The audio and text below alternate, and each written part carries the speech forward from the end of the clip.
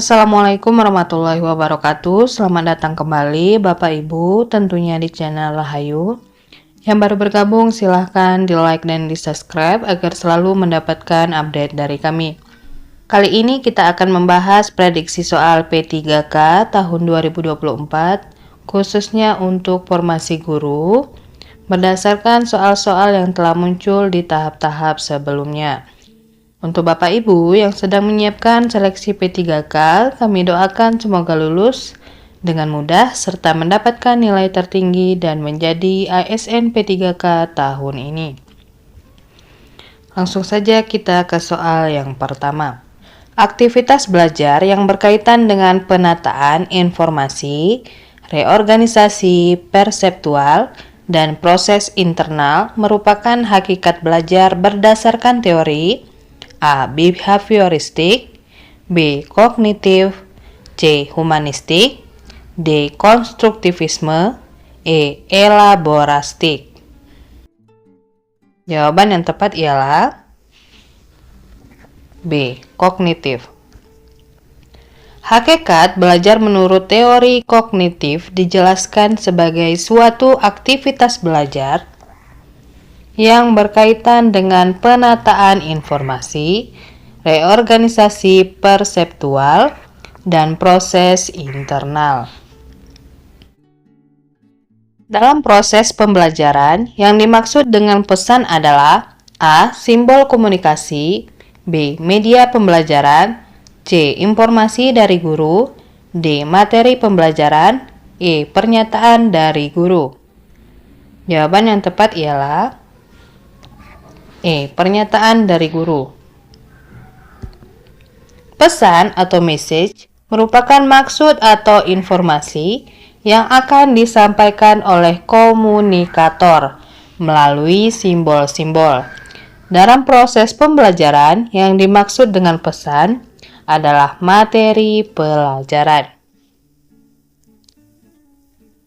yang disampaikan oleh guru. Pengetahuan, keahlian, dan algoritma spesifik suatu subjek termasuk ke dalam jenis pengetahuan A. Prosedural, B. Teknikal, C. Metakognitif, D. Faktual, E. Konseptual. Jawaban yang tepat ialah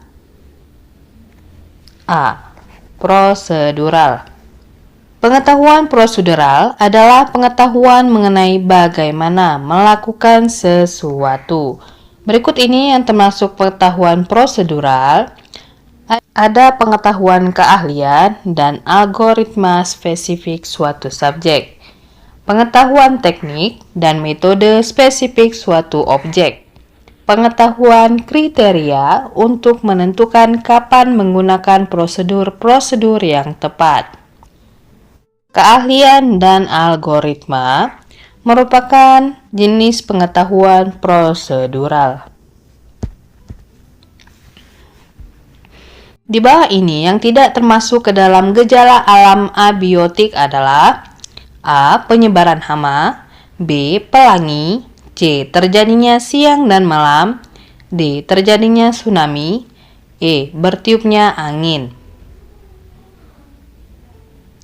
Jawaban yang tepat ialah A. Penyebaran hama.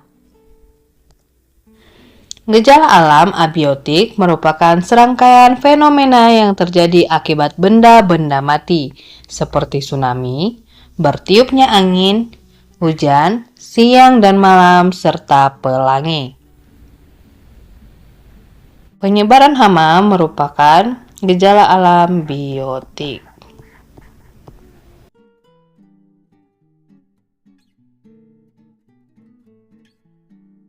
Pelangi, siang dan malam, tsunami, dan angin merupakan abiotik. Guru yang baik harus mampu mengelola pesan yang menarik yang tertuang dalam rencana pelaksanaan pembelajaran atau RPP. Tahapan pertama dalam menyusunan pesan yang baik adalah A. Tahap penelitian, B. Tahap kebutuhan, C. Tahap tindakan, D. Tahap perhatian, E. Tahap visualisasi. Jawaban yang tepat ialah D. Tahap perhatian. 5 tahap dalam menyusun pesan yang baik meliputi tahap perhatian, tahap kebutuhan, tahap pemuasan, tahap visualisasi, dan tahap tindakan. Perkembangan sosial peserta didik dapat dilihat dari kemampuannya dalam berinteraksi dengan orang lain. Perkembangan sosial peserta didik dipengaruhi oleh faktor-faktor berikut, kecuali A. Keluarga, B. Kematangan, C. Teman, D. Pengalaman, E. Status sosial. Jawaban yang tepat ialah D. Pengalaman. Beberapa faktor yang mempengaruhi perkembangan sosial peserta didik adalah keluarga, kematangan, teman, sebaya, sekolah, dan status sosial ekonomi. Sedangkan pengalaman tidak termasuk mempengaruhi perkembangan sosial peserta didik. Mengikat tali sepatu dan mengancingkan pakaian adalah perkembangan motorik halus yang dimiliki oleh anak berusia A. 4 tahun, B. 5 tahun, C. 6 tahun, D. 7 tahun, E. 8 tahun. Jawaban yang tepat ialah C. 6 tahun. Perkembangan motorik halus anak usia 6 tahun adalah kemampuan anak dapat menempel, mengikat tali sepatu, dan mengancingkan pakaian. Sebelum memulai proses pembelajaran, Bu Damara meminta anak didiknya untuk mengisi sebuah angket yang berisi pertanyaan terkait kegiatan yang biasa dilakukan anak didik di rumah dan kebiasaan saat menghabiskan waktu. Hal ini dilakukan untuk mengetahui A. Motivasi peserta didik, B. Emosi peserta didik, C. Kemampuan awal peserta didik, D. Kondisi sosial peserta didik, E. Gaya belajar peserta didik. Jawaban yang tepat ialah E. Gaya belajar peserta didik. Salah satu cara untuk mengetahui gaya belajar yang dimiliki anak didik adalah dengan menggunakan angket gaya belajar anak.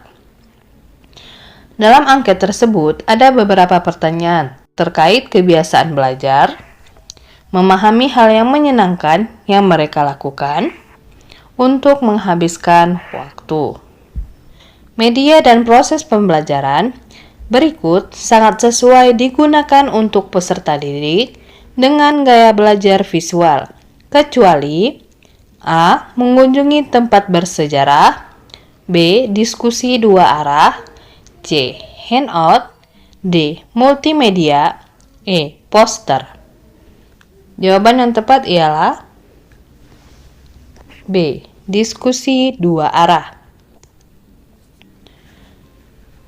Diskusi dua arah merupakan proses pembelajaran yang lebih sesuai untuk peserta didik dengan gaya belajar audio atau pendengaran.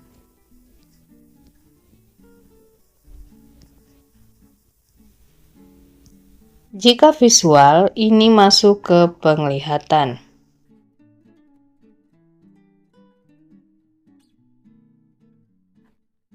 Mengunjungi tempat bersejarah, ini termasuk visual. Handout, ini juga termasuk visual. Multimedia, poster. Sedangkan diskusi dua arah, ini sudah pasti terdapat percakapan yang didengarkan.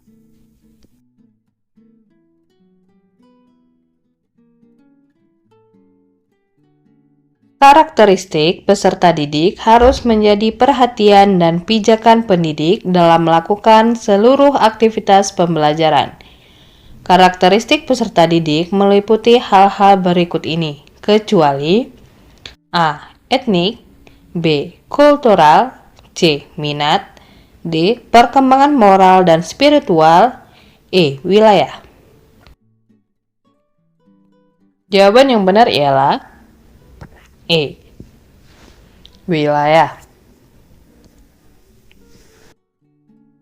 Karakteristik peserta didik meliputi etnik, kultural, status sosial, minat, perkembangan kognitif, kemampuan awal, gaya belajar, motivasi, perkembangan emosi, perkembangan sosial, perkembangan moral, dan spiritual, juga perkembangan motorik.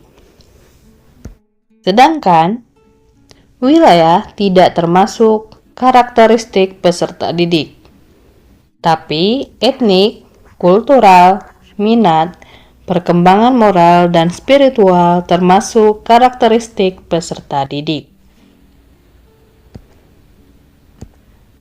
Demikian saja Bapak Ibu, prediksi soal P3K kali ini. Jika ada yang kurang tepat, boleh dikoreksi pada kolom komentar. Semoga ada manfaatnya.